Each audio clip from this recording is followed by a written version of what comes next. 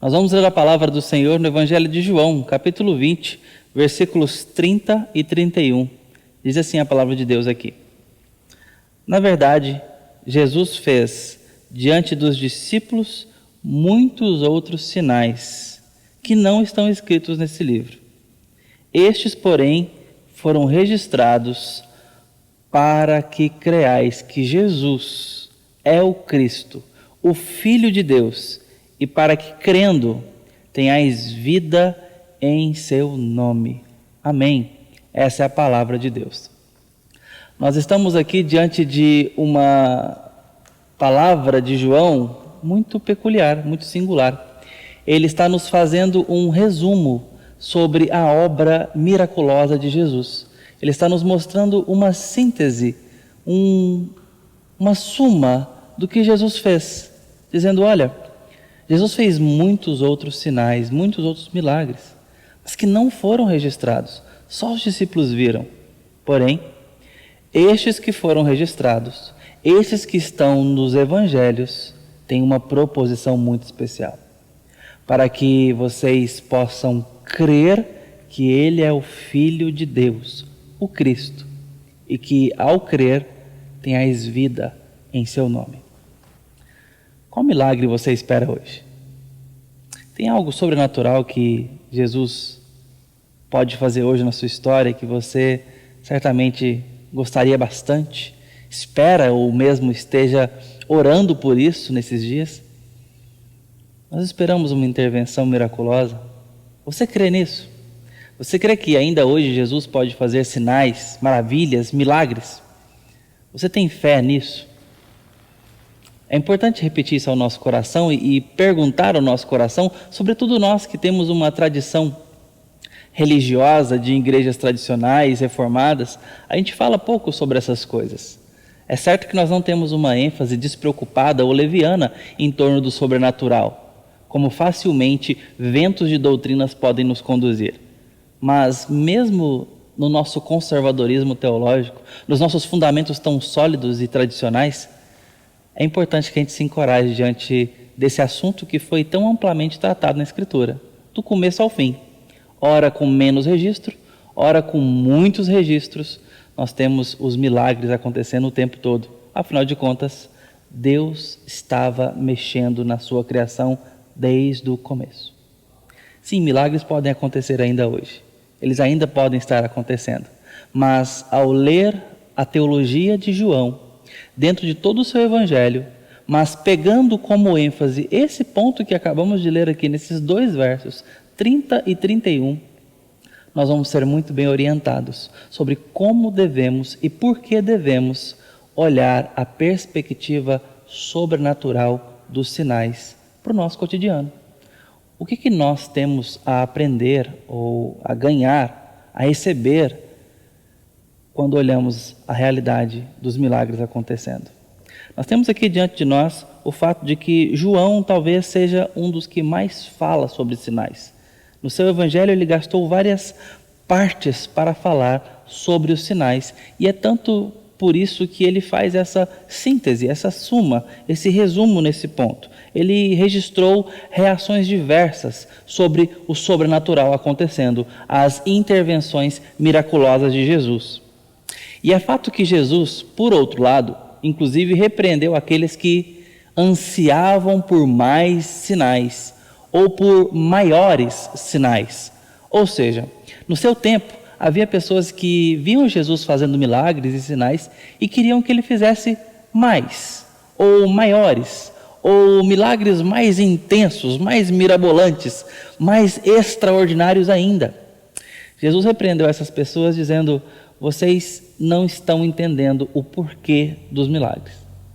É a mesma advertência que nós podemos receber hoje se olhamos para a perspectiva da possibilidade de Jesus intervir sobrenaturalmente no nosso cotidiano de forma leviana, ou melhor, olhando apenas para o milagre.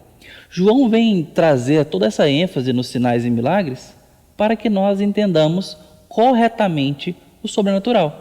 Os milagres nunca foram ponto de chegada, nunca foram fim em si mesmos. Eles eram caminho, veículos. Eles apontavam, como o próprio nome muito bem diz, são sinais que sinalizavam aquele que opera os milagres. E é isso que ele diz nesses versos. Os milagres têm uma função. Diante desta passagem especificamente, nós temos divergência acadêmica de bons intérpretes bíblicos. Por exemplo, Don Carson, um especialista em Novo Testamento, ele diz que esse resumo de João aqui, no capítulo 20, versículos 30 e 31, tem um viés evangelístico, para nos mostrar que os milagres foram feitos para que pessoas pudessem chegar à verdade do Evangelho em Cristo, ou saber que Ele é o Messias enviado. Ele não está errado, isso é verdade. Mas Ridderbos, outro estudioso muito conceituado e sério no que dedicou ao estudo do Novo Testamento e da Escritura como um todo, ele diz que tem um viés pastoral nesse versículo, ao dizer que a igreja pode ser pastoreada e encorajada ao ver a função dos milagres acontecendo, que eles apontavam para uma realidade presente de Cristo na vida deles ao perceberem a fé. Quando você percebe a fé em você, você percebe que Jesus está presente, você o reconhece e isso nos encoraja. À medida que Jesus foi fazendo sinais e maravilhas, as pessoas foram sendo encorajadas a permanecer na fé. E pela fé que tiveram, eles então adoravam mais a Cristo. Ambos estão certos, a verdade é essa. E em João, a gente percebe que as duas realidades estão sendo propostas para nós aqui. Dupla função ou uma multifunção na teologia de João para os sinais. Não tanto para uma coisa, nem tanto para outra coisa. João olha a perspectiva dos milagres como uma multifunção. Aqui ele nos afirma sobre o fato de Jesus tanto nos encorajar, quanto ele também evangelizar o seu próprio nome para aquelas pessoas. E isso é importante de ser percebido porque, embora os milagres por si só não são capazes de gerar a fé, como, por exemplo, a gente percebe lá em João 12:37, ele diz: embora tenhais visto e o que ele fez, os muitos sinais, não creram. Assim como foi no Egito, assim como foi no tempo de Moisés. Naquele tempo, você percebe pessoas que passaram por um testemunho de grandes sinais, de grande fator extraordinário das mãos de Deus, e mesmo assim, quando chegam no Sinai, chegam com o coração incrédulo, depois de terem visto as 10 pragas do Egito, desmoronando sobre aquele império, mostrando a onipotência de Deus flamejante naquele império, mesmo assim, estavam incrédulos quanto a Deus, a sua presença e a sua intenção. É fato que os milagres não são capazes por si só de suscitar ou sustentar a fé, mas eles servem como placas sinalizadoras daquele que sustenta, o autor da nossa fé. Você percebe também que pessoas podem ter fé errada ou fé não saudável. Lembra o primeiro milagre de Jesus, quando ele transformou água em vinho no casamento? O texto lá em João 2 diz: após a transformação da água em vinho, ele não se entregou à fé deles. Eles até creram diante do sinal, diante do milagre. Mas Jesus não se entrega àquela fé.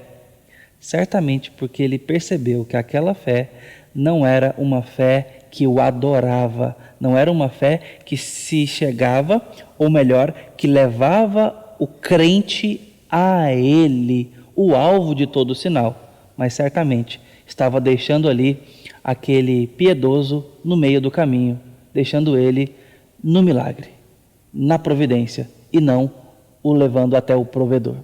É muito importante para que a gente olhe o próprio coração. Eu comecei o nosso bate-papo aqui perguntando se você espera por um milagre. Mas talvez a pergunta certa seria se o milagre basta. Será que basta o que Jesus pode te dar? Será que basta para mim e para você o que Ele pode fazer por nós? Eu sei que isso já pode suscitar de nós muita fé, muita piedade, muita veneração. E muitos precisam depender de Deus e aprender a esperar algo de Deus. Muita gente fria nesse momento, muita gente incrédula, machucada, por qualquer razão quebrada, pode estar apática, desanimada e não esperando uma intervenção dos céus, não esperando ou crendo que Jesus pode intervir na sua vida sobrenaturalmente. E você precisa sair dessa incredulidade, porque Jesus nos deixou sinais para que nós crescemos, mas não apenas nos sinais. Não apenas no que Ele pode fazer, e nós precisamos crer que Ele pode fazer, como eu estou dizendo. Mas precisamos ir além disso. Precisamos entender o motivo de toda a intervenção sobrenatural que Ele fez. Foi para nos mostrá-lo. Foi para mostrar quem Ele é a nós.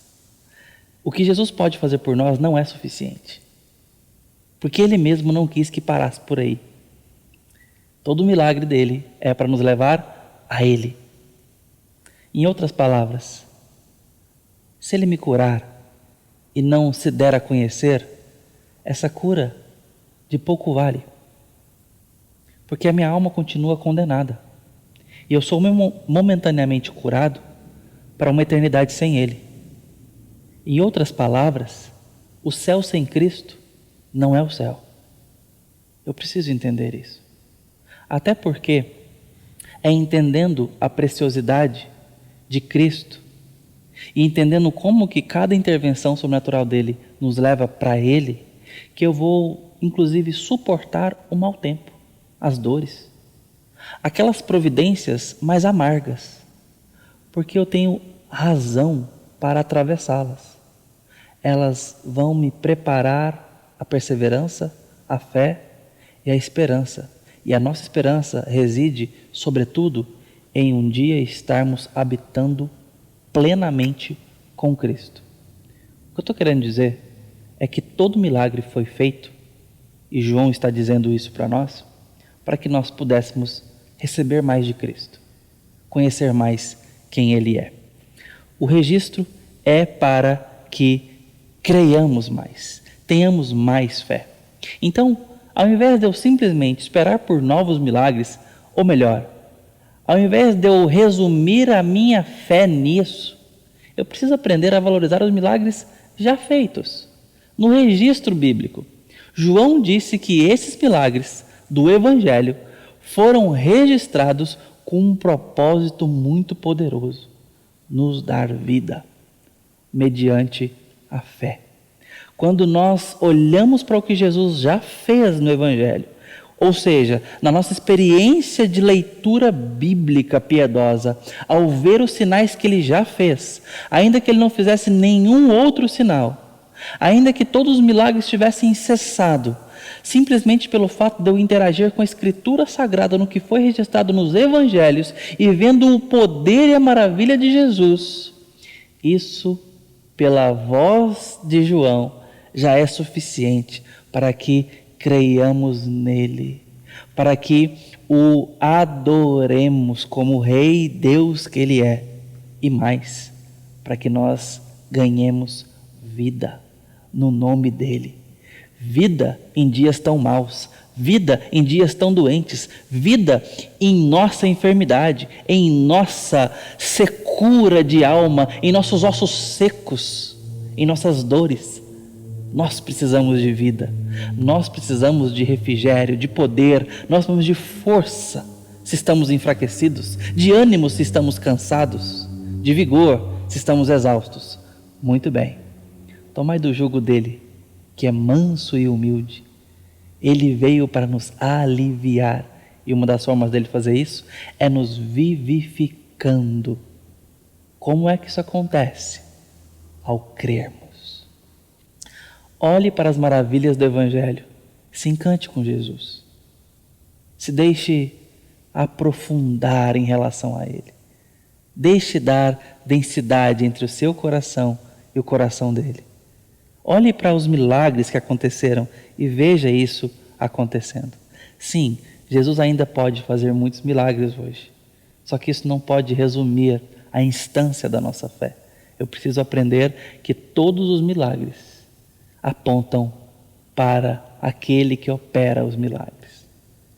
Esperemos um milagre, mas esperemos, sobretudo, quem faz o milagre.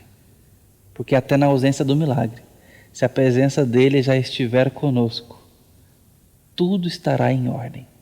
Deixa eu te mostrar como é que isso acontece. Cada cego que foi chamado às vistas, curado ali, era um prenúncio do que ele está por fazer ao iluminar a glória de Deus à vista do seu povo redimido. Cada leproso limpo, cada enfermo curado, a mulher hemorrágica, por exemplo, era um prenúncio da saúde, da vitalidade do novo céu e da nova terra. O coxo que foi curado para andar, o morto que foi chamado à vida, eram anúncios prévios do que Jesus está arquitetando para nós. Por isso que os milagres apontam para Cristo e precisam apontar para Cristo, o maior milagre de todos para a nossa vida. Você percebe que no Antigo Testamento, ao longo de milênios, aconteceu ali alguns registros, não mais que 50 milagres detidos como descritivos. Em milênios, 50 milagres registrados explicitamente. Só em Atos nós temos 10 registros. Mas agora, perceba a curiosidade. Em apenas 3 anos de ministério, 3 anos de registro dos evangelhos, nós temos 35 ocorrências de milagres distintos, fora as repetições dos sinóticos. Proporcionalmente, a Bíblia quer nos falar alguma coisa sobre isso. Que ao aproximar Jesus da terra, à medida que vem chegando o tempo dele vir, as coisas começam a se tornar mais extraordinárias. E quando de fato ele começa a caminhar por esse mundo, você vê e é testemunha nessas leituras do quanto ele subverte esse mundo e chama o caos à ordem, e chama a enfermidade à saúde e a morte para a vida. Jesus veio mexer nesse mundo. Mas o que ele veio fazer não foi deixá-lo melhor, não foi consertar ele, foi refazê-lo. Ele está recriando nele todas as coisas. Os milagres, portanto, foram pequenas amostras, pequenos indícios de quem é o rei desse mundo. Quem é esse que está recriando todas as coisas para que ele seja seu governador finalmente? Esse é Jesus, aquele para quem todos os milagres apontam. Jesus está recriando o novo céu e nova terra. E a nossa expectativa em que Jesus mexa no mundo, cure nossas dores, o motivo das nossas orações e dos picos mais exuberantes da nossa fé, no momento que fomos mais crédulos e esperamos uma intervenção de Deus, nós devemos esperar Cristo. E devemos esperar que Ele não apenas faça, mas que Ele esteja presente. Em outras palavras, eu quero dizer e te encorajar a que você busque as mãos de Jesus na sua história hoje, para que essas mãos estejam na sua vida. Com milagre ou sem milagre, o Cristo, esse Jesus, porque sem Ele não há vida nova. Sem Ele nós não temos vida em nós mesmos. Então, eu volto à pergunta: que milagre você tem esperado? Seja qual for, você tem toda a liberdade de pedi-lo a Jesus. Mas saiba que nenhum vai ser superior a quem Ele é por você. Mais do que o que Ele pode fazer, é quem Ele é por você. Nós precisamos desejar a sua presença. Nós precisamos desejar mais do que os seus presentes, sua presença. Então eu te encorajo a hoje falar com Deus, como quem fala com alguém, como quem se assenta com alguém. Talvez por isso fechada a porta do quarto, em secreto, fale com teu pai que te vê em secreto. Ele quer ter intimidade contigo. João diz que todos os milagres foram feitos para que creiamos que Ele é o Cristo. Ou seja, tudo que Ele pode fazer por nós e tudo que Ele faz por nós é para se mostrar, é para que nós o conheçamos melhor. Lá em João 17, Jesus disse: Pai, eu preguei o seu nome e eles conheceram que eu vim de ti. Jesus prega, faz e morre com ressurreição seguida para que creiamos que Ele veio de Deus, para que a gente o conheça e tenha intimidade com Ele. Deixa eu encerrar nossa meditação com a poesia de Carlos Sider. Ele é Deus. Ele é o Deus que fez a terra, todos os céus e mares, sol e entardecer. É o Deus que do pó fez o homem, em todo o universo tem todo o poder. Eu sei que Deus é a força que abre os mares, que estremece os montes, que detém o sol, que incendeia, faz ruir muralhas, que dá força aos fracos e os faz andar. Ele é o Deus da sarça ardente, ainda hoje faz queimar meu coração. Sim, por toda a eternidade. Ele é o Senhor, é o soberano, e por mais voltas que dê o mundo, onde quer que esteja, quero me lembrar que este Deus, o Criador de tudo, é quem me dirige e me faz cantar. Ele é quem repreende os ventos, com uma palavra faz calar o mar. Ele é o Deus que da água faz vinho, pelo seu poder os mortos pode levantar. Ele é quem faz os cegos ver, faz com que aleijados possam se andar, vidas velhas transformadas em novas, de toda ansiedade pode libertar. Ele é a luz que com o seu brilho veio alcançar meu pobre coração. Ele é quem venceu a morte e por sua cruz me deu vitória. Por mais voltas que dê o mundo, onde quer que eu esteja, eu quero me lembrar que Jesus, meu Redentor amado, é quem me dirige e me faz cantar. Muitos outros milagres foram feitos, mas estes que aqui estão na Bíblia e nos Evangelhos foram pensados para que você pudesse crer que Ele é o Cristo, pudesse conhecê-lo e também receba vida. Te chamo hoje a voltar à Escritura, pela oração e pela leitura piedosa. Encontre Jesus. Ele é o Cristo que pode te fazer, de tanta vida que te dá, cantar, mesmo no meio da tempestade. Que Deus te abençoe.